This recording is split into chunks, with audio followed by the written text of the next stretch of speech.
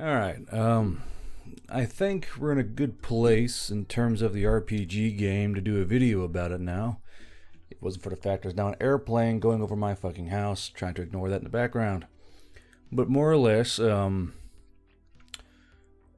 people who like the book series wanted a game to play with it. And, while I could have, I know some folks just said adapt Savage World, some folks said adapt Star something, Star Citizen, whatever it was. They said to adapt all the different games, just adapt it to D&D 5e. But we decided to instead make an entirely custom game. Me and Pirate have been working really hard on it. We got Franners doing grammar checks. We have other team members making up spells and items and monsters and that kind of stuff. But we wanted you guys to have something original, something that would be different to play. And I think I'm going to be running 3 games, Monday, Friday, Sunday. I think Pirate's running 4 games or some crazy shit like that. But we got it, I believe, in a pretty good place where I can finally make a video on it and kind of walk through it. My neighbors all own airplanes and I don't, and it shows. So this is the field manual. You can get the field manual PDF from the Discord or by messaging me on Discord or Pirate. We can get you both the field manual and the combat controller manual. So if you want to DM the games, you use the combat controller manual. It's got more lore in it, that kind of stuff. This is the forward note. You can pause and read here or go into PDF. I'm going to try and be a little quicker with this than I usually am. But basically, this is a Veil Rider tabletop RPG, role-playing game. In our game, we don't call it a Dungeon Master. We don't call it a Game Master. We call it a CC or a Combat Controller because it's a little more military sounding than Dungeon Master. So your Game Master is going to be the Combat Controller or the CC. And more or less, your characters are called troopers. You all play troopers, whether that's a scav or a mercenary or a PMC or a regular trooper or one of the bad guys. You play a trooper of some kind. That's more or less all this goes through. Yeah, it talks about roles and that kind of stuff, and that kind of entry level thing. I keep looking over here because I got my thing scrolling. I'm always worried about the thing not working correctly. But I think it's working correctly. I hope it's working correctly. Maybe it is. Who knows? I don't know. I just work here. So we're still working on layout. We're trying to do better with layout in a way. So it's probably going to change back and forth, up and down. And we're adding in more stuff so things will not be on the correct page because we're adding in more things and changing rules. So this is a living document in a way, or a living PDF where things are going to change almost by the week. But like I said, now we've got in a pretty good place. So talk about how to play, the gameplay loop, the dice. This is a standard D&D dice, so a D20, D12, D10, D8, D6, D4, sometimes a D2 or a coin. That's more how it goes. Our types of rolls are a bit different than other games, I think. It may not be. I don't know. I don't play every game in the world, so maybe something similar. But there are attack actions. These are actions you do as an attack. So when you're using a close quarter battle weapon, like a broad axe or a bayonet or something of that degree, you roll a d20 plus your CQB skill or your close quarter battle skill. And then some melee weapons allow you to add other things. Like some weapons are actually quite specialized.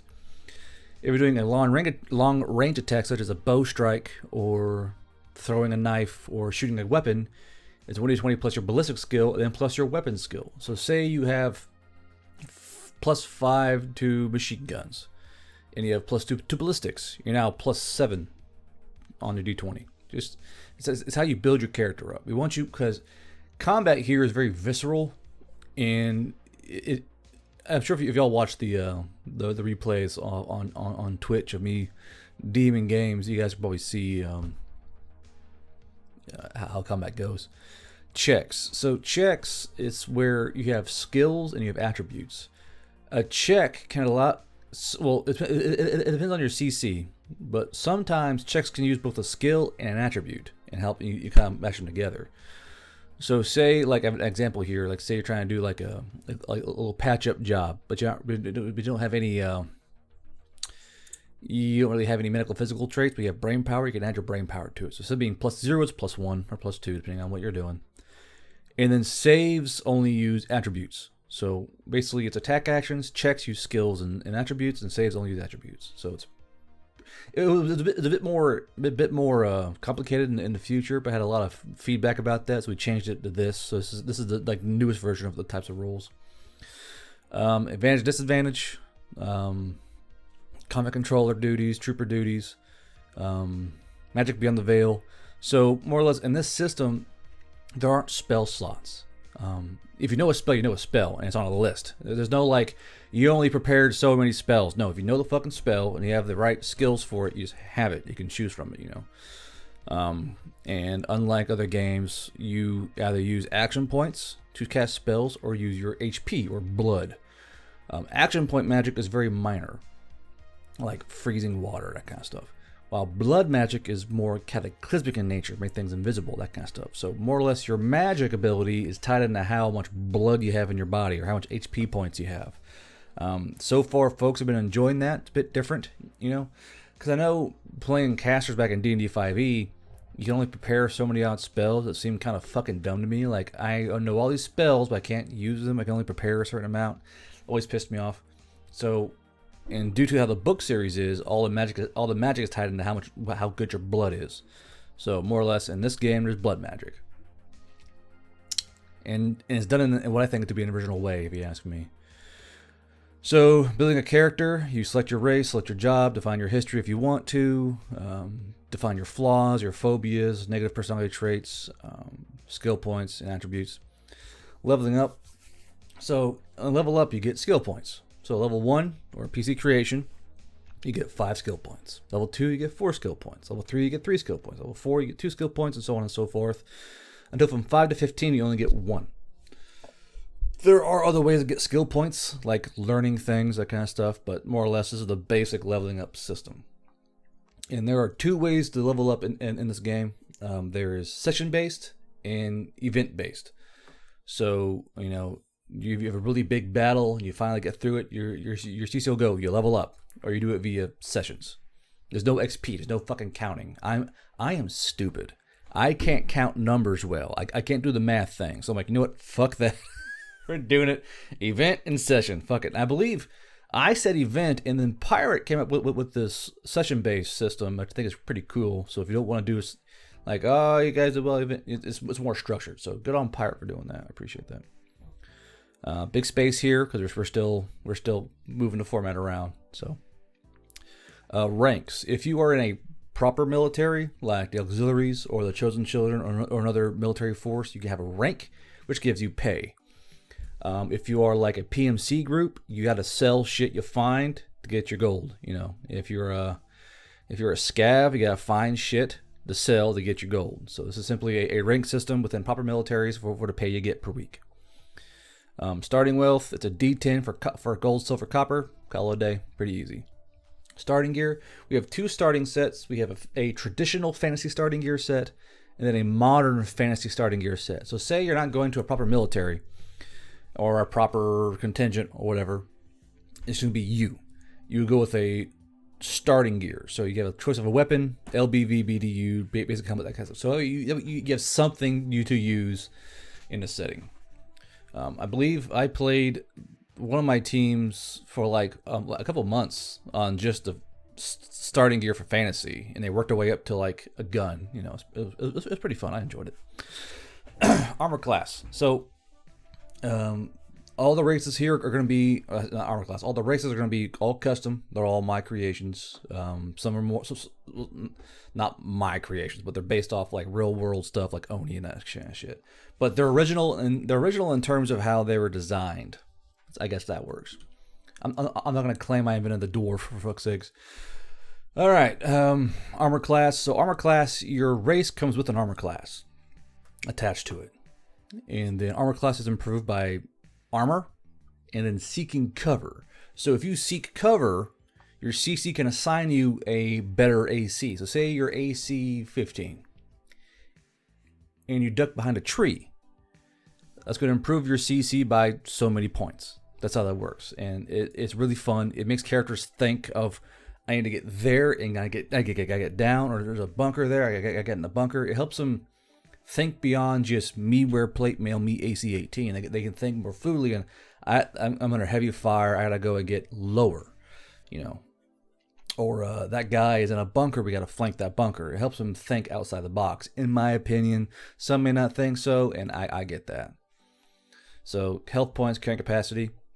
In this game, carrying capacity is boosted by brawn, and health points is boosted by grit.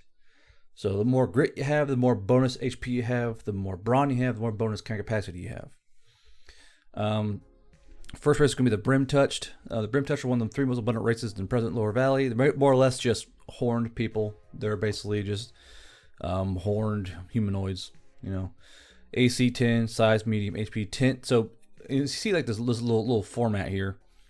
Basically, they have a base AC to the character, a size, and an HP. So a Brim Touch starts out with 10 and then plus 6 HP per level. It's just standard plus 6. That's what you get. There's no randomized thing to it. A base movement, a base carrying capacity, and then these racial specialties or racial abilities. So like a Brim Touch gets +1 Moxie, Just a Joe, detecting blood magic, and Brim Touched when using swords, daggers, and some machine guns. Brim Touch can cause criticals on 19 and 20. So that's like their specialty. Then you have the Adorned, the Adorned are basically Brim Touch, but they have holes in their horns where they can kind of loop things through, or jewelry, that kind of thing. They can see better in the dark. They get +1 ballistics, Centaurs, they're one of the more specialty races because there's 3 kinds of them. So the basic Centaur gets AC 13, size large, AP 12 plus 6, and movement. And then you scroll down and it gives you base kick capacity and racial specialties. All Centaurs, exhaust at half the rate, weight of hoofs, saddlebags, and you have draft, chargers, and palfreys. You choose whether your Centaur is a draft, a charger, or a palfrey. That's going to assign you different things to go with it. So like you want a big, strong, dumb dude, get a draft. A more martial melee dude, get a charger. You want to be a smart boy, palfrey. How it works. Stagglings. Stagglings are more or less elk centaurs or reindeer centaurs. They're in the more northern area. They have fleet feet. They have bow and sniper skill bonuses. Like they're more resistant to cold, and they can like stab folks with their antlers. I tried to give every race something special. Like a stagling can use their horns to literally stab the shit out of somebody and throw them. No one's tested it yet, but it seemed fun to me, so I put it in there. Dwarves, they can hide things in their beard. They have sensitive fingers.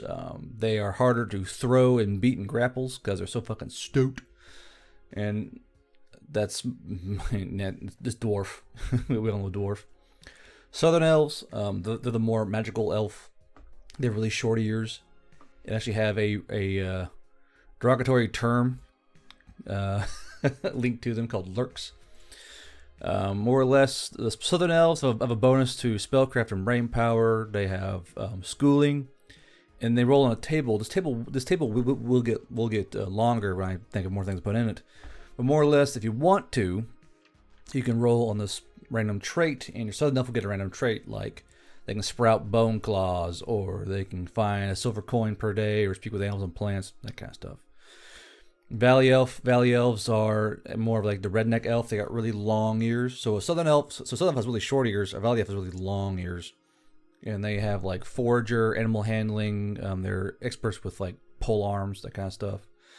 Agrodalings, Agrodalings are the Finnish. All right, they are Finnish elves. They have little cute little ears, but they all have like shanks. So. So they get a bonus to cool with the survival. They get +2 to sear. They gotta wear sunglasses because they have really bright eyes. They can see better at night. And then these guys have what's called an ancestral weapon called a nisper, which is more or less basically a shank that they pull out and they stick you with it, and it causes bleeding. that's their thing. Let's see here. Goliath. Formatting. I put it back. So Goliaths are Goliaths. They're heavy brawn, tall, big AC, lots of strength. They have something called All Law They Comin', which is basically they can use heavy weapons as if for a regular rifle, so no issues there. They have a Songbird class, so if you want to be like a musical Goliath, you can become a Songbird, where it actually improves your brawn and brain power. Sorry, reduces your brawn, improves your brain power, and then you can, when you sing, you increase the grit of anyone around you. Why are you so... Man, what happened to this layout? Goodness. I have halflings. Halflings are halflings. When your friends are hurt or need something, actually improve your halfling abilities. It's pretty cool. Harpies. I have a lot of harpies. So I have the basic harpy. Harpies are cool because they have two AC formats. They have a AC when on the ground and AC when they're flying. So harpies are harder to hit when they're flying. They have a special attack called a gotcha, where they can fly in a line and do attacks. They are casual cannibals, so they can actually replace HP when they're eating somebody. Bird's eye view. And then you have your specialized harpies, like the brush feathered, which are all about hiding and being sneaky. The owl harpies, which are more like sentries. You have the Himalaya harpies, and they're literally the CQB experts of the harpies. They are all about tearing shit up. What happened to my format? My goodness. I go through and fix all this. And yeah, like the Himalayas are all about melee combat. They get +2 to CQB, +1 brawn. They have a special attack called Whirlwind of Death. They have tribal warfare bonuses.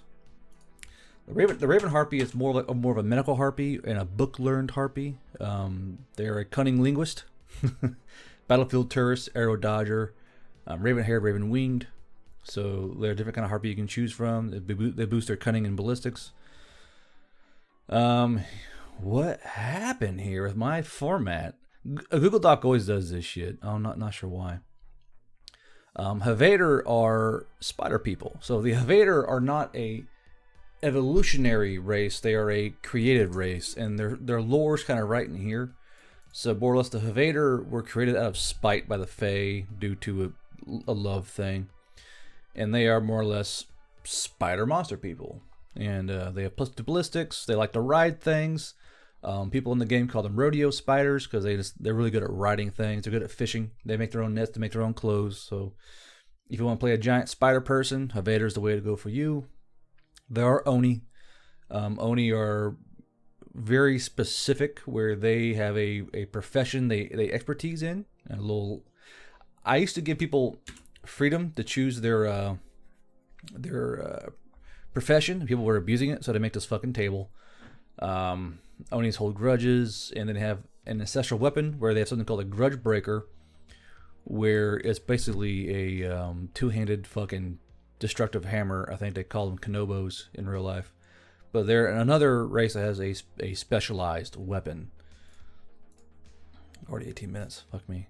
Satyrs. Satyrs are an odd thing where they were more or less hunted to near extinction because they looked too fey.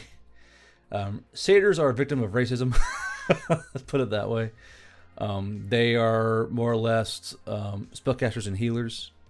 But there is one called Spotted of My Line, where they ignore all their spellcraft stuff and gain CQB instead, and can kill things. Because satyrs, as a culture, don't like killing things. But a Spotted of My Line a satyr can kill things. So it's a bit different.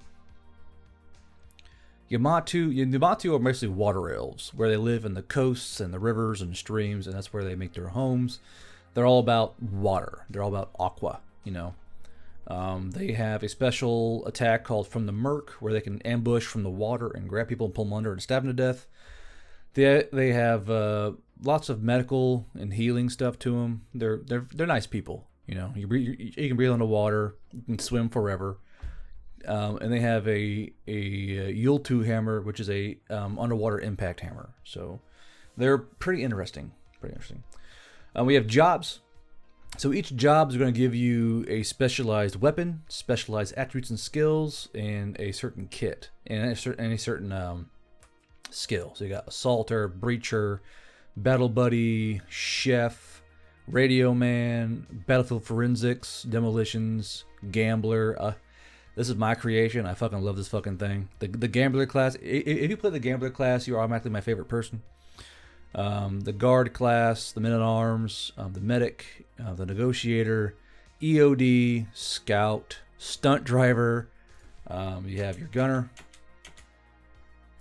Technician, and then you have your attributes. Attributes, there's no strength, there's no brain, there's no willpower. It's simply brawn, cunning, moxie, brain power, and grit and ballistics. So your main attributes are going to be brawn, cunning, moxie, brain power, and grit, and there's ballistics.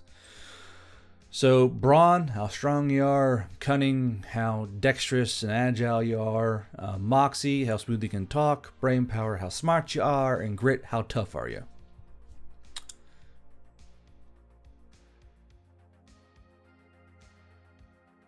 Okay, out of the way. So grit is one of those ones where it increases your max for each point with your grit. Yeah, I put it up there. So basically, grit, you increase your HP by 3.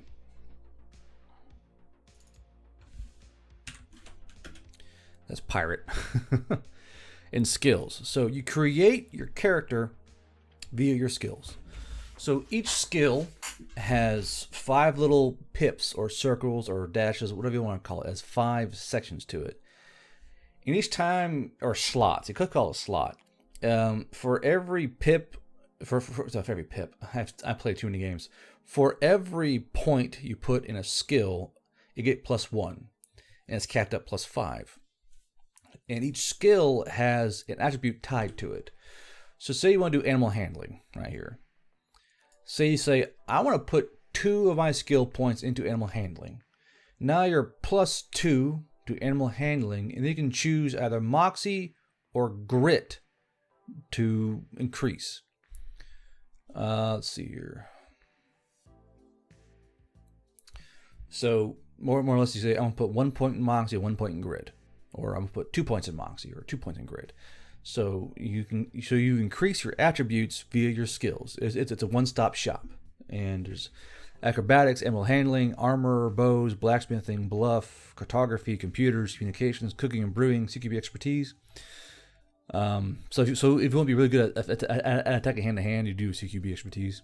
Crafting, demolitions, driving, heavy weapons, healing, magic, history, intimidate, investigation, language, machine guns, magical aptitude, market sense, marksmanship, mechanical, medical, modern knowledge, navigation, perception, performance, persuasion, pilot, pistol, rifles, writing, seer, which is survival, evasion, rescue, and escape, sniper rifle, shotguns, submachine guns, sleight of hand, spellcraft, stealth, supply, tracking, throwables. Means there's lots of skills there.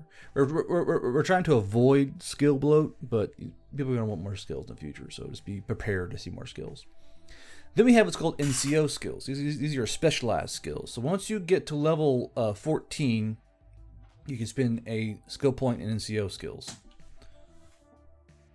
So more or less, if you put a point in Drill Master, you can drill up NPCs to be better soldiers. You can become an operator. You can be a fire team leader. So if you put a point into fire team leader, you can control 3 NPCs of your own. So you actually have your own fire team as a character and have them do stuff. Master Marksman, Medical Sergeant, Sneaky Breaky, Finger Breaker, the Rat, the Faceless Legionnaire, Red Baron, Fortunate Son. These are all specialized NCO skills. So it's kind of like your major skills where you get certain things you cannot get anywhere else, or certain abilities, or certain traits, or certain actions, that kind of thing. So in this game, actions are based on an action economy. There's not just 2 actions. I always hated how in D&D 5e how you had 2 actions and a bonus action, and that was really about it. It seemed like. Jesus. So really, in the game, everyone has standard 15 AP points. It can be increased via some way, whether it's spells or whatever but everyone has at least 15 AP or action points. And every turn, you regenerate 3 AP base, but due to certain skills or gear, you may get more, you may get less. So it makes you want to balance out your action economy.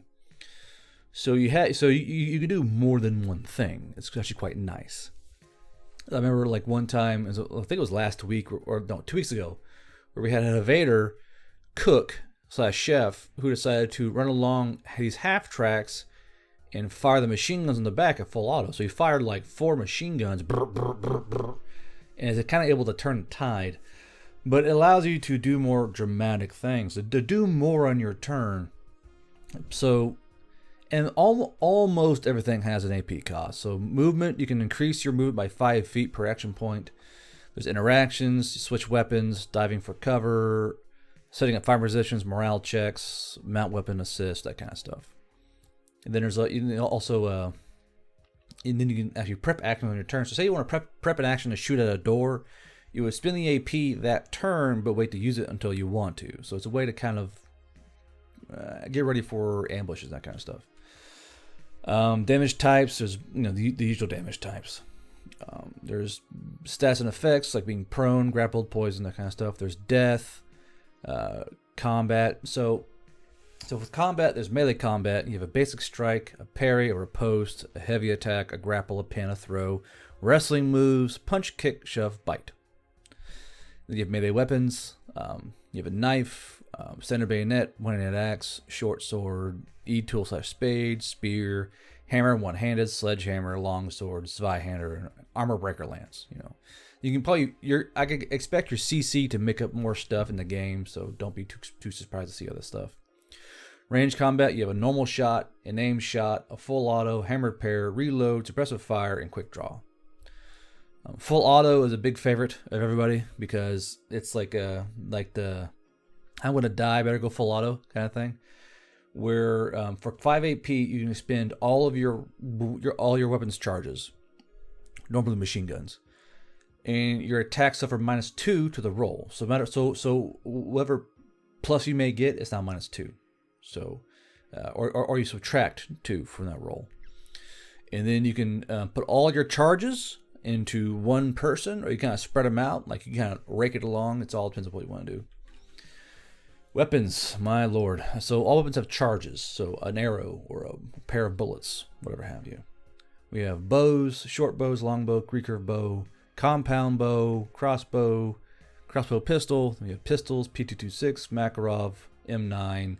Submachine guns. We have shotguns, which shoot, I think, it should be in a cone. And then we have a rifle. What is going on with my fucking formatting? My God. We have rifles. We have sniper rifle / bolt guns. Who had the bolt guns here? And I do this every day, it seems like. Always something to go in here and fix. Yay, beta games. Sniper rifles, light machine guns, heavy, regular machine guns, heavy machine guns, or medium machine guns. Any tank weapons or explosive weapons like grenade launchers, that kind of stuff. Demolition devices. I keep looking here because of the fucking Twitch streams. Demolition devices like C4 or C4 or grenades or mines. We got flamethrowers, Molotov, stick grenades, smoke grenades, flashbangs, smoke. We have different kind of artillery weapons like mortars, M116s, M10s, M777s. Artillery. Emission types and the cost and the weight. We have attachments like flashlights, optics, bipods, that kind of stuff. Special ammunition, hollow point, green tip, explosive, smoke, flash, incendiaries, net rounds, that kind of stuff. We have clothes like uniforms and headgear and chest gear and backpacks, and medical supplies, miscellaneous items, toolkits. I mean, it's all kinds of stuff to use and find and take advantage of. Size and height, food, fatigue, alcohol and drugs. Yes, there are drugs in the game. Travel, resting, falling damage, the lighting. Vehicles. In this game, we have vehicles. You can get in tanks and buggies and Humvees and APCs. I mean, there's all kinds of things you got. Boats. We have boats in this fucking game. We got armored vehicles like Humvees, Dingos, Viking. It's all in here.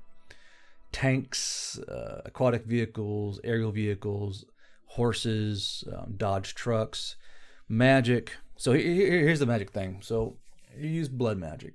So there are speaking spells, which are basically just a action point cast, like snares and such, or a flare, or a popper, or a little quick little 1d4 plus 1 bolt. So I gave you kind of a little simple missile to use where it does 1d4 plus 1.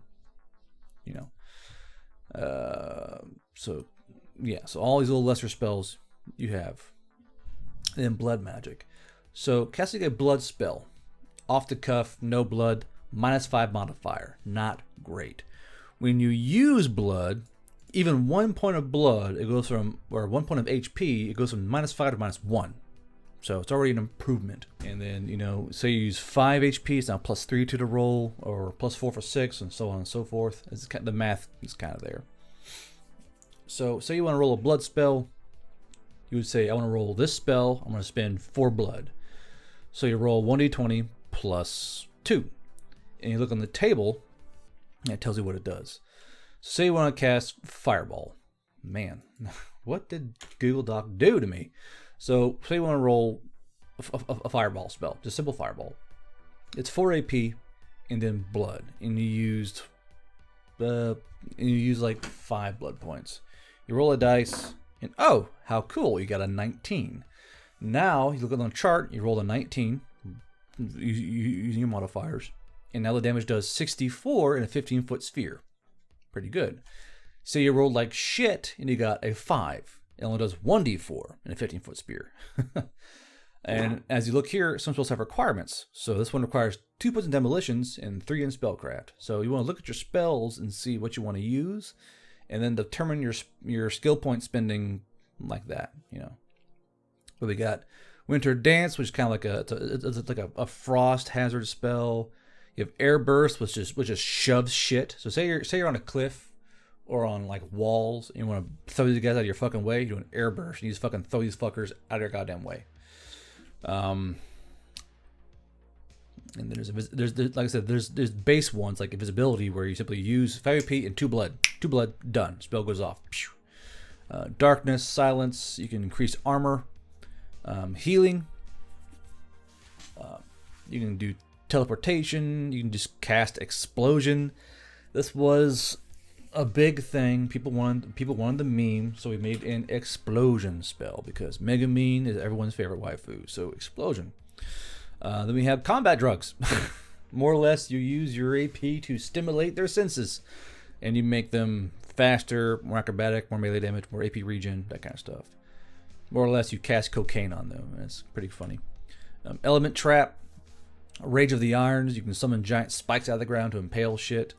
Fog of War, Silent Sentry, Greater Speech, that kind of stuff. There's a quick reference directory down here. I'm going to push this down. I go and fix this today, apparently. It's a quick reference guide, and then a character creation easy guide. Define your character, choose your race, choose your job, choose your skills, define your weapons, have fun, and try to die. Quite easy. Then we have a sample sheet. So if you want to use the sheet is with the downloads for the PDF itself in the server. And this is kind of one because this sheet is being changed as well. So this is our character sheet where you create your character. And it looks like this. This is like these little examples. Yeah. So that's it. That's the manual for players. I just wanted you guys to have something fun to play. It's a little bit different. That involves guns. That allows you to have more creativity in what you did, more flexibility in your actions. So me, Pirate, and the lads made this game for you, and I might do like a printed version, but the PDF will always be free. So if you want to play a different kind of game where you're not hindered by these super constrictive game systems, we made this for you. We have custom races. We have custom skills, custom magic. You can be an elf in a tank and enjoy yourself and blow things up. And yeah, so If you have any questions, come to the server. I'll put a link down below to the Discord server. Come in, ask questions, get the PDF file, and have fun. The biggest thing is to have fun, you know, and hopefully you guys have fun playing this. But that's really about it. I figured I'd do a short video on this, and then I'll do a video on the combat controller manual when that thing's ironed out. And hopefully we get more feedback, because this is a beta game, so we want you guys to give us feedback. Tell us things. I don't like this. I love this. This could use work. Tell us these things. We're not afraid of feedback, so please just tell us what needs to be fixed, and we'll fix it. Probably the day of. Anywho, hope you guys play the game. Hope you guys have fun. And until I see you next time on this side of the veil, this was Guard Bro.